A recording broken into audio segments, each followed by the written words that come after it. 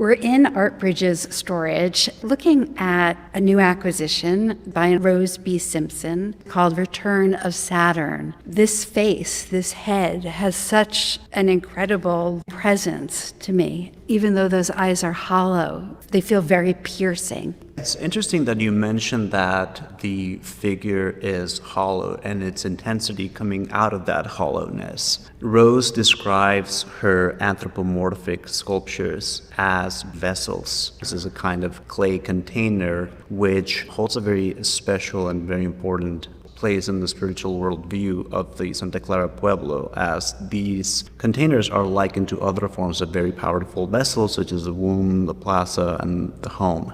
As far as that kind of power that is emerging from the figure, that is created by Rose's deliberate choice of not adding any features that would overly individualize the figure, but she always includes the sensory organs, the nose and the ears and the eyes. She describes the works as being full of the intention of witnessing.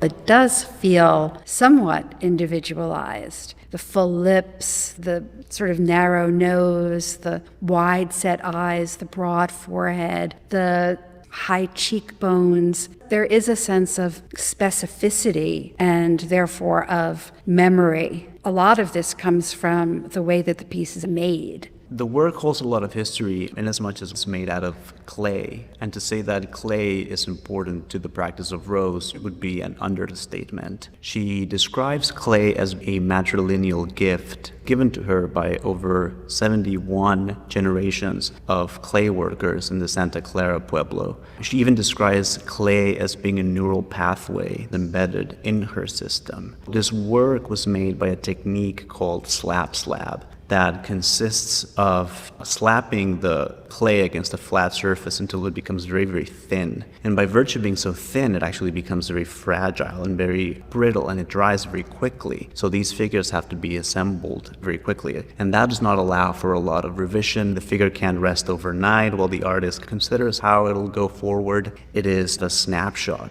of the moment of its creation. And because it is clay and it's a malleable material, when it is made, it's oftentimes imprinted with the hand of the artist who made it. And so in that sense, it also holds that memory of its moment of creation. But it also strikes me that it's so different than normal modeling of a head in clay, where you're working with your fingers to create areas that are convex and concave. Here she's doing that with these slabs of clay, and they also make me think that this figure is not whole in a way. It's whole, but we see its parts. Rose often describes her practice in works such as these as relational. They are made in order to highlight a connection to the broader environment. And what's also interesting is when we look at these lines that are emerging out of the figure, they are emerging out of that eye, or perhaps emerging into that eye that we described as being so powerful, such a focus of the force of the piece. And they are traveling across the surface of the face and outside of what we would call normally the limits of the work into the rest of the world. So very literally connecting this figure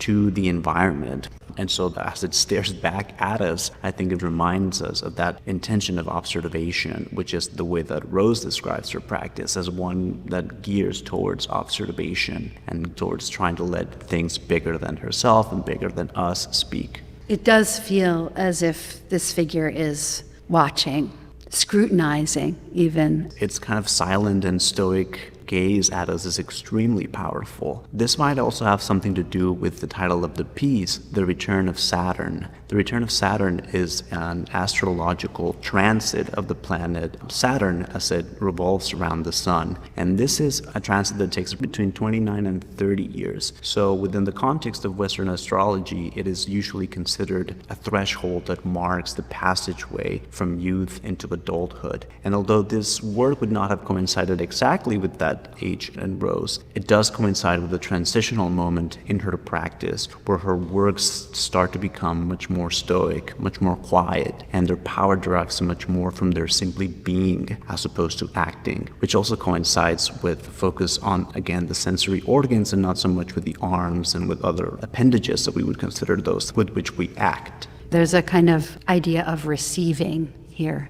I'm thinking too of the idea of the return of Saturn and something that's cyclical. Also, the generational cycles and her lineage and her being part of that, and the clay being such an integral part of that cyclical, generational passing down. It's really a remarkable, beautiful head. You really cannot capture the power of Rose's work until you have one of these figures staring back at you.